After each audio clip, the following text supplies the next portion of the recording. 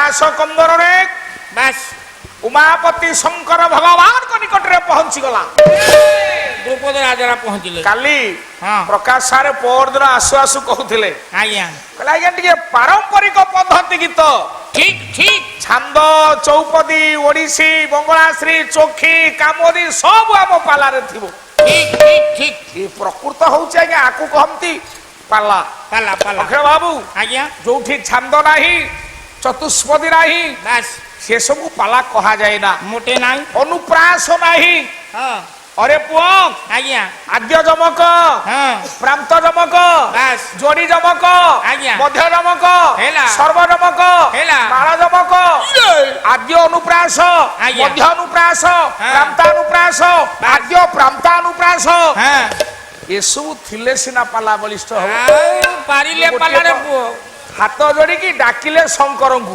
बास ये होची आद्य प्रांतानुप्रास बास बास बास बास आद्य प्रांतानुप्रास कहिले हाँ आद्यरे जहा प्रांतरे सेया देखी देखी देखी देखी आकु कुहा जे आद्य प्रांतानुप्रास बास आद्यरे ट प्रांतरे ट दिलीप पुरुणा लेखा हाँ मने अछि टी दीप तीन पद बोलिबा आद्यरे जहा प्रांतरे सेया बास बास बास कोन कहिले कौन कहले बोले टंक धर पांचिले जे कुमा टंक धर न सुनिले पांचिले रे टुटा भाला भाला पांचिले रे टुटा नाही पड़ो राजन टुटा टप टप नेत्रु धरे होता कोबरा टुटा भाला भाला होता कोबरा टुटा पादोस्ति रह बोला जारो दाना पानी खाई मोटा करे बिना भाला भाला मोटा करे भाला भाला मोटा करे बिना खाया चक्र तले पानी होती मुंडा जा दाना पानी खाई आज्ञा ये पिंडू को से मोटुआ करिछि बास बास जा छाया चक्र तले जरा मुंडू को बिक्री करी दैछि हेला जारो दाना पानी खाई मोटा करे पिंड आज्ञा जारो छाया चक्र तले पाती अछि मुंड बास एवं बहुत द्रोणाचार्य हेला बंची थिबा पर्यंत दुर्योधन ऊपर धूली टिके कहीं विश्व रे पकई पारिबे नाही मोटे नाही एठी मोटा मोटी भाबरे आज्ञा राजा द्रुपद आज्ञा जानिले जानिले कले एथिरे स्पष्ट अनुकरण हे अनुमान हेई गला आज्ञा जे पर्यंत भीष्म बंची छंती दुर्योधन बंची छी आज्ञा जे पर्यंत द्रोण बंची छंती से पर्यंत दुर्योधन बंची छंती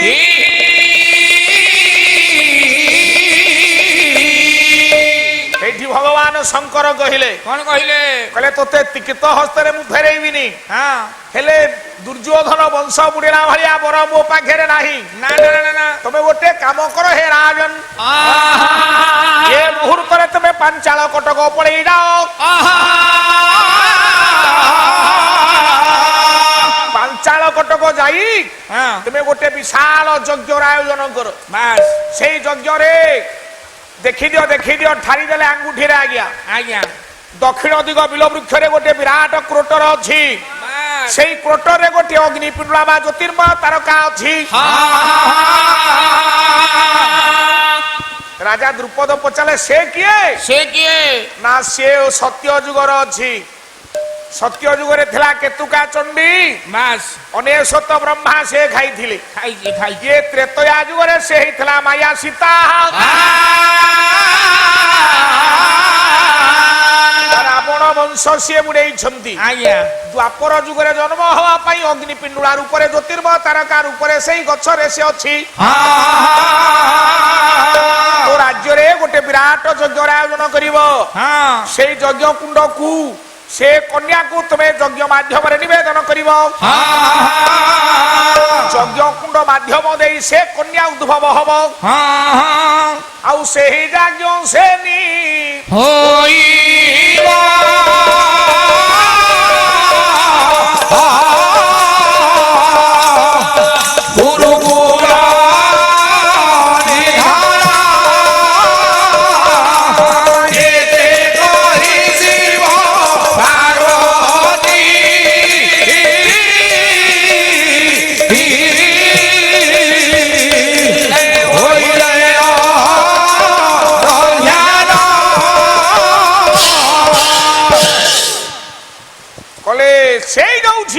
হব হ্যাঁ বিশাল যজ্ঞ কুণ্ডରୁ ସେ କନ୍ୟା ଉଦ୍ଭବ ହବ ଯାହାର ନାମ ହବ ଯାଜ୍ଞସେନୀ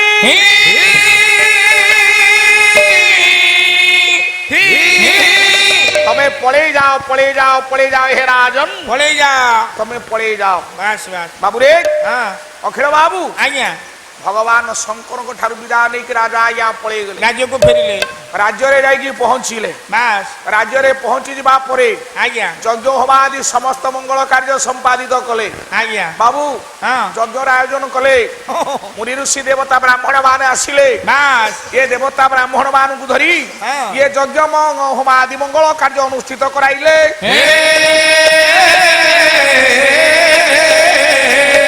ଲେଖିଲେ ଆପଣ ମାନଙ୍କର କବି ସମ୍ରାଟ ଭଞ୍ଜ ଭଞ୍ଜ ଭଞ୍ଜ ବୋଲେ 60 ସହସ୍ର ଯେବାଲ ଘିଲ୍ୟା ତ ଇଏ ଧୀରେ ହୋଇଲେ ବେଳା କହିଲେ ଧୀରେ ହୋଇଲେ ବେଳା କହିଲେ ଧୀରେ ହୋଇଲେ ବେଳା ରାଜାରେ ମାନ୍ୟ ଲଭୀଣ ଧନ୍ୟ ହୋଇ ଧ୍ରୁପଦ ହେ ରାଗ ପାହାଡିଆ କେଦାର ଏଟା ଭାଗିଦେ ବୋଲେ ସନକ ବ୍ୟାସ ଗୌତମ ସୁକ ପୁଲହ କ୍ରତୁ ଭୃଗୁ କୌଶିକ ପୁଲହ କରୁ ଭୃଗୁ କୌଶିକ ପୁଲହ କରୁ ଭୃଗୁ କୌଶିକ ମୀରା ପୋରା ସରଜନକ ଅନୁପଣ୍ଡୁ ସୁତ ହେ ଅଖିଳ ବାବୁ ଆଜ୍ଞା କବି ସମ୍ରାଟ ଭଞ୍ଜ କହିଲେ ଭଞ୍ଜ ଭଞ୍ଜ ବୋଲେ 60 ସହସ୍ର ଯେବାଲ ଘିଲ୍ୟା ହେଇ ଆଜ୍ଞା 60,000 ଋଷି ବାସ୍ 60,000 ଋଷିଙ୍କୁ ଡାକିଲେ ଆଜ୍ଞା ସବୁ ଋଷି ମାନେ ଆସିକି ପହଞ୍ଚି ଗଲେ ହେଲା ହେଲା ଲେଖିଲେ ଲେଖିଲେ ଉତ୍କଳ ଘଣ୍ଟ ଯଦୁମଣି ମହାପାତ୍ର ଯଦୁମଣି ଯଦୁମଣି ଯଦୁମଣିଙ୍କ ଭଳିଆ ପୁଅ ଆଜ୍ଞା ଉତ୍କଳ ଭୂଖଣ୍ଡରେ ଆଉ ଜନ୍ମ ହେବେ ନାହିଁ ମୋଟେ ନାହିଁ ପରେ ଆଜ୍ଞା ଯଦୁମଣି କଣ କହିଲେ ଲେଖିଥିଲେ ରାଘ ବିଳାସ ଲେଖିଥିଲେ ପ୍ରବନ୍ଧ ପୂର୍ଣ୍ଣଚନ୍ଦ୍ର ବାସ୍ ତାଙ୍କର ଗୋଟିଏ ଗ୍ରନ୍ଥ ହଉଛି ପ୍ରବନ୍ଧ ପୂର୍ଣ୍ଣଚନ୍ଦ୍ର ବା ରୁକ୍ମିଣୀ ପରିଣୟ ବାସ୍ ବାସ୍ ରୁକ୍ମିଣୀ ପରିଣୟରୁ ଗୋଟେ ଛାନ୍ଦ ବୋଲୁଛି ଶୁଣ ବାନ୍ତୁ କଣ କରିବା ଆଉ ହଁ ହଁ କି କଷ୍ଟ ପାଲାବାଲା ଭୋଗୁଛନ୍ତି କି କଷ୍ଟ ଆପଣ ମାନେ ଭୋଗୁଛନ୍ତି ବେଳୁ ବେଳ ବର୍ତ୍ତମାନ ପବନ ଆରମ୍ଭ ହେଇଗଲାଣି ଏ, ଧୋକା ପବନ ହଉ ହଉ ହଉ ହଉ ବାବୁ ମାନେ ତ ପହଞ୍ଚି ଗଲେ ମୁଁ ଛାଡ଼ିଦେବି ଆଉ ହଁ କହିଲେ ମାତଙ୍ଗ କୁମ୍ଭ ଅଗତି ସଂସାରୀ ମାତଙ୍ଗ କୁମ୍ଭ ଅଗତି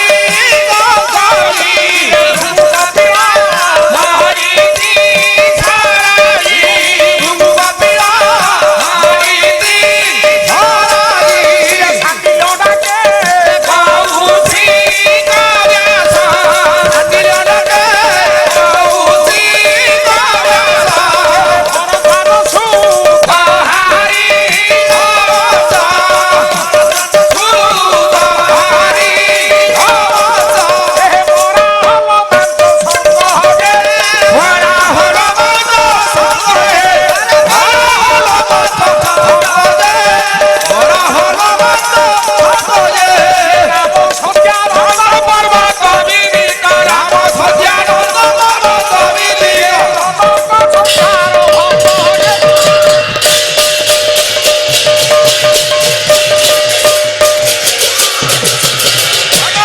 ତାର ଭଙ୍ଗ ହଉ ହଉ ହଉ ବସ ବସ ହଉ ଅଖିଳ ବାବୁ ସବୁ ଋଷି ମାନେ ପହଞ୍ଚିଲେ ରଖ ହେ ତମ ଋଷି ମାନେ ତମ ମୁଣ୍ଡ ବିଭ୍ରମ ହଉଛି କି ପାଲା ବାଲା ଆସିଲା ଖୁଣି ତମ ମୁଣ୍ଡ ବିଭ୍ରମ ହଉଛି ଆରେ ମୋ ମୁଣ୍ଡ ତ କେବେ ବିଭ୍ରମ ହେଇନି ଏବେ କାହିଁ ହବ ନାଇଁ ଏପର୍ଯ୍ୟନ୍ତ ଠିକ ଥିଲା ଏଇଠି କଣ ବିଭ୍ରମ ହେଲା ଏଇଠି ଛାନ୍ଦ ଟିକେ ଭୁଲ କରିକି ଯାଇଲେ କଣ ଭୁଲ ହେଲା ରେ ବାପା ପାଲା ବାଲାଙ୍କୁ ଦେଖିକି ଭୁଲ ହେଲା ଆରେ ଏମାନେ ତ ମୋ ପିଲାଙ୍କୁ ଆଉ ଦେଖି କଣ ଭୁଲ ହବ ନାଇଁ ତମେ ଡରିଲ ହଉ ଲୋ ଆଚ୍ଛା ଥରେ ଆଁ? ଛାନ୍ଦ କିଆ ଭୁଲ କରିକି ଯଦୁମଣି ତ ଠିକ ଲେଖିଛନ୍ତି କଣଟା ବାପା ଭୁଲ ହେଲା ଖାଲି ମତେ କହ ଆଉ ସମୟ ନାହିଁ ମୁଁ ମଞ୍ଚ ଛାଡି ଯୋଉ ଛାନ୍ଦଟି ବୋଲିଲେ ଟିକେ ପ୍ରଥମରୁ କୁହନ୍ତୁ ମାତଙ୍ଗ କୁମ୍ଭାବତୀ ସଂସର୍ଗୀ ସଂସାରିକି ଠିକ ଅଛି ଭୃଗୁ କପିଳ ମରିଚି ସରାଗୀ ହେଇକି ଭୁଲ ମାନେ କପିଳ ତ ମରିଛି ସେ ଦିନ ଯଜ୍ଞକୁ ଆସିଲେ ଏ ହେ ଆରେ କପିଳ ମରିଚି କିଏ କହୁଛି ଆପଣ କହିଲେ ଭାସ୍କର ବେହେରା ଢେଙ୍କାନାଳ ଜିଲ୍ଲାର ବାଳି ବାଲି ଢେଙ୍କାନାଳ ବାଲି ଗୁଣ୍ଡାପୁର ଆହା ପିଲାଦିନେ ତାଙ୍କୁ ପାଲା ଆମେ ଆମ ଗାଁକୁ ସେ ଯେତେବେଳେ ଯାଇଥିଲେ ଆମ ଗାଁରେ ଗାଣ ମାନେ ଯେତେବେଳେ 300 ଟଙ୍କା ନଉଥିଲେ ଆଜ୍ଞା ସେତେବେଳେ ଆଜ୍ଞା ଭାସ୍କର ବେହେରା ଆମ ଗାଁକୁ ଯାଇଥିଲେ 1500 ଟଙ୍କା 1500 300 କହିଲେ 1500 ଆମ ଗାଁ ବାଲା କହିଲେ ଆରେ କୋଉଠୁ ଗାୟକ ଆଣିଛି ଅମକ ଲୋକ 1500 ଟଙ୍କା ନବ ଆରେ ଗୋଟିଏ ଯୋଡ଼ି ନୁହଁ ସେ 1500 ଗୋଟେ କଥା କହନ୍ତି କଣ କହନ୍ତି ବାପା ଏ ମୂର୍ଖକୁ ବୁଝେଇ ହବ ନାହିଁ କି ପଥରକୁ ସିଝେଇ ହବ ନାହିଁ ବୋଲେ ପରକ୍ଷା ଫେରେ ମତେ କହିଲେ ମୂର୍ଖ। ଆରେ ମୂର୍ଖ ତୁ ନୁହଁ। କଣ ମୁଁ ମୂର୍ଖ ହେଲି? ଆରେ ମାତଙ୍ଗ କୁମ୍ଭ ଅଗସ୍ତି ସଂସର୍ଗୀ ଠିକ ଅଛି। ଭୃଗୁ ଭୃଗୁ କପିଳ କପିଳ ମରିଚି। ହେଇ ହେ ମୂର୍ଖ। ଏ କପିଳ ତ ମରିଛି ସେ କେମିତି ରଜକୁ ଆଇଲା? ହେ, ଆରେ କିଏ କହୁଛି କପିଳ ମରିଛି ବୋଲି? ଆପଣ କହିଲେ। ହୈଶ୍ୱର କୋଉଠି କଳା ହେ ଭଗବାନ। କଳା ମୁଗୁନା ପଥର ଅଛି ଆଣେ ମୁଁ ମୁଣ୍ଡ ବାଡେଇବି। ମୋ ମୁଣ୍ଡରେ ବାଡିବ। କାହିଁକି? ଆରେ ମୂର୍ଖ ହଁ କପିଳ ଜଣେ ଋଷି ଋଷି ମରିଚି ଆଉ ଜଣେ ଋଷି। ବୋଲେ ତାଙ୍କ ନାଁ ବ୍ରହ୍ମାଙ୍କର ମାନସ ସନ୍ତାନ ମରିଛି। ବୋଲେ ସେ ପ୍ରକୃତରେ ମରିନାହାନ୍ତି ତାଙ୍କ ନାଁ ମରିଛି। ତାଙ୍କ ନାଁ ପରା ମରିଛି।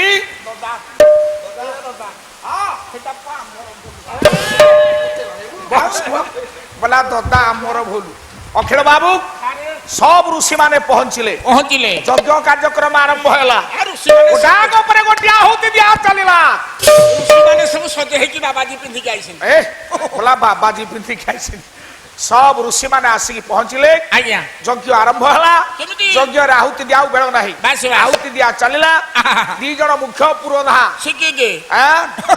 ଆମର ଚିଙ୍ଗୁଡି ଭାଇନା ସନ୍ଧ୍ୟା ବେଳକୁ ପୁରୋଧା ହେଇକି ପୂଜା କରୁଥିଲେ। ଆଜ୍ଞା ସେମିତି ଜଣେ ନୈଷ୍ଠିକ ପୁରୋଧା 60,000 ଋଷି ବାସ୍ 60,000 ଋଷି କର୍ତ୍ତା ହେଇକି ବସିଥିଲେ ସଭାପତି ଆଜ୍ଞା। ତାଙ୍କ ଭିତରେ ମେନ୍ ସେଠି କର୍ତ୍ତା ହେଲେ ରାଜା ଦ୍ରୁପଦ। ଆଜ୍ଞା ପୁରୋହିତ ହେଲେ ଦଜ ଆଉ ଉପଜାଜ।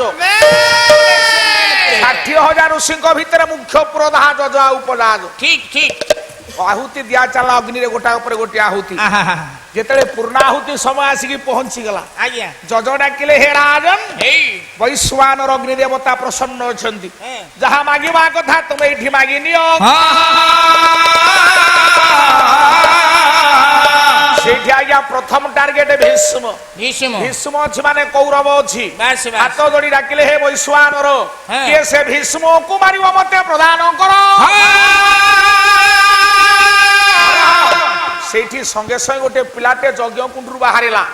ରାଜା ପିଲାକୁ କୋଳେଇ ନେଲେ ହୋ ନାମ ଶିଖଣ୍ଡି ବୋଲି। ଯଜ୍ଞ କୁଣ୍ଡରୁ ପିଲା ଜନ୍ମ ହଉଛି ଗୋଟେ ନେଗେଟିଭ ସେନ୍ସରେ ନା ଶିଖଣ୍ଡି କାହିଁ ଦେଲେ? ଆଚ୍ଛା ଖରାପ ନାଁ କେଁ ଦେଲେ? ଆରେ ରାଜା ସନ୍ଦେହ କଲେ 7 ଦ୍ରୋଣ 1 ଭୀଷ୍ମ। ଏ ପିଲା କଣ ଭୀଷ୍ମକୁ ମାରିବ? ମୋଟେ ନାହିଁ। କଟି ଦେଶରେ ତୀକ୍ଷ୍ଣ ତରବାରୀ ଖୋସିଥିଲେ ତାକୁ ଛେଦନ କରିବା ପାଇଁ ଗଲେ। ଜଜ ଡାକିଲେ ଥୟର ବାପା ରହିଯା। ଏ ପିଲା ଦିନେ ଭୀଷ୍ମ ମୃତ୍ୟୁର କାରଣ ହବ।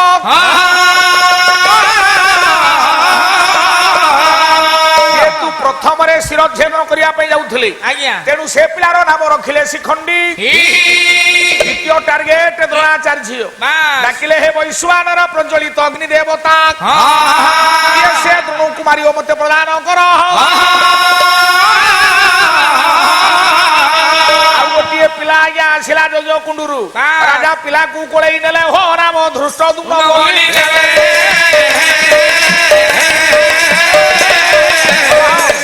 ଆଉ ତ ବେଳ ନାହିଁ। ଏ ମଧ୍ୟ ସେମିତି ଖରାପ ଚରିତ୍ର ନା। ଏଇଟା ମାନେ ଖରାପ ନା। କାହିଁକି ଧୃଷ୍ଟ ଦୁମ୍ନ ଦେଲେ? କଣ ପାଇଁ ଦେଲେ? ଏଇଥିପାଇଁ ଦେଲେ ଯେତେବେଳେ ଜନ୍ମ ହେଇଗଲା ପିଲା ଆଜ୍ଞା କୋଳରେ ଧରିଛନ୍ତି ରାଜା ଦ୍ରୁପଦ। ବାସ୍ ଯେତେ ପାରିଲା ବିନ୍ଧା ଗୋଇଠାରେ ତାଙ୍କ ଛାତିକି ପ୍ରହାର କଲା। କହିଲେ ଧନ ଧନ ଜନ୍ମରୁ ଏତେ ଧୃଷ୍ଟତା। ତୁ ଯେତେ ଧୃଷ୍ଟତା ପ୍ରତିପାଦନ କରି ମୋର ପରବା ନାହିଁ ମୋଟେ ନାହିଁ। କିନ୍ତୁ ତୁ ଦୃଢ ମୃତ୍ୟୁର କାରଣ ହବୁ। ବାସ୍ ବାସ୍ ଏତିକି କହି ସେ ପିଲାର ନାଁ ରଖିଲେ ଧୃଷ୍ଟ ଦୁମ୍ନ। ବାସ୍ ତୃତୀୟ ଟାର୍ଗେଟ ଡାକିଲେ ହେ ବୈଶ୍ୱାନର ଅଗ୍ନି ଦେବତା କିଏ ସେ ଦୁର୍ଯ୍ୟୋଧନ ବଂଶ ବୁଡେଇବ। କରାଯାଉ। ସତ୍ୟ ଯୁଗରେ ଜନ୍ମ ହେଇଥିଲା କେତୁକା ଚଣ୍ଡୀ ରୂପରେ 99 ବ୍ରହ୍ମା ଖାଇଥିଲା। ତ୍ରେତୟା ଯୁଗରେ ଜନ୍ମ ହେଲା 82 ରୂପରେ ରାବଣ ବଂଶ ବୁଡେଇଥିଲା। ତୃତୀୟ ଥର ପାଇଁ ଜନ୍ମ ହେଲା ଚଣ୍ଡୀ ଆପଣ ମାନଙ୍କର। କହିଲେ ବ୍ରହ୍ମା ଗୋଟିଏ କନ୍ୟା ପରି ଗୋଟିଏ ଗଢିଲା କି କରି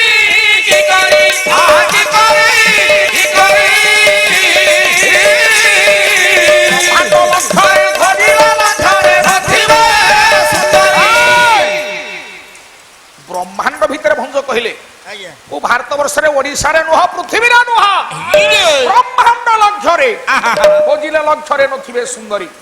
ସମ୍ରାଟ ଭଞ୍ଜ କହିଲେ ଏଭଳିଆ ଦ୍ୱାପର ଯୁଗର ବିଶ୍ୱ ସୁନ୍ଦରୀ ଜନ୍ମ ହେଇଗଲା। କେତେ ମଜାରେ ଆସୁଛି ଗୋଳବାଇ ବାଙ୍କା ଚତୁଃ ପଦାନଙ୍ଗିତି ଚତୁଷ୍ପଦୀ ଚାରିପଦ ବିଶିଷ୍ଟ ବିଶେଷ ଭାବରେ ଗୀତକୁ ଚତୁଷ୍ପଦୀ କୁହାଯାଏ। ଚତୁଃ ପଦାନଂ ଇତି ଚତୁଷ୍ପଦୀ।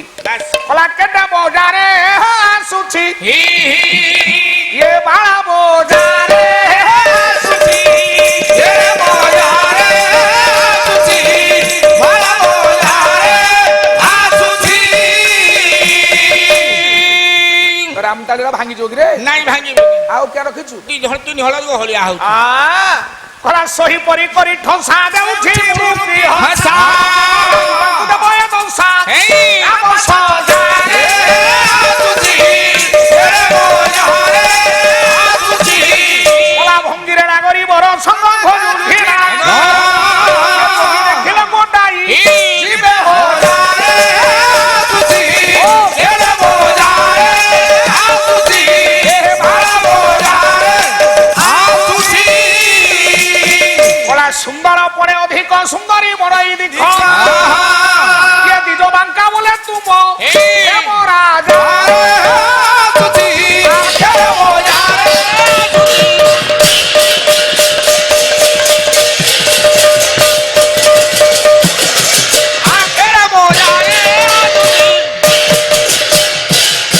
ଧୀର ବର ବର ପଣ୍ଡିତ ମଣ୍ଡଳୀ ଡେରିବା ବାରେ ଶ୍ରବଣ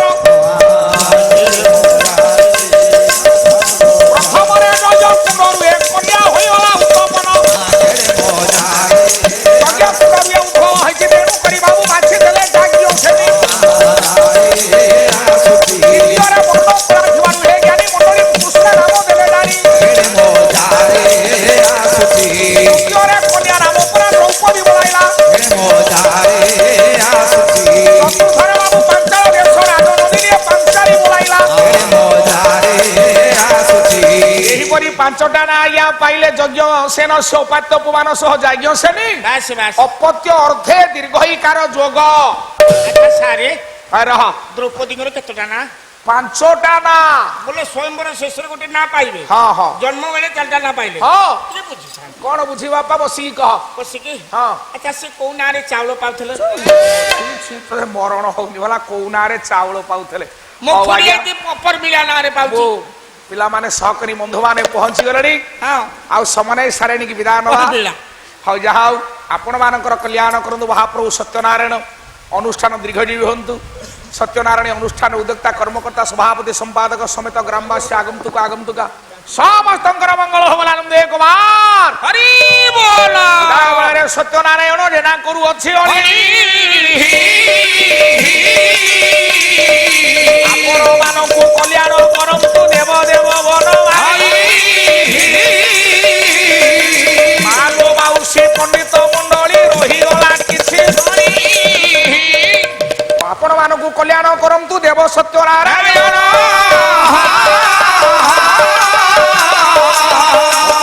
ଫଳ ଦିଅନ୍ତୁ ପ୍ରଭୁ ମରା ଭାବ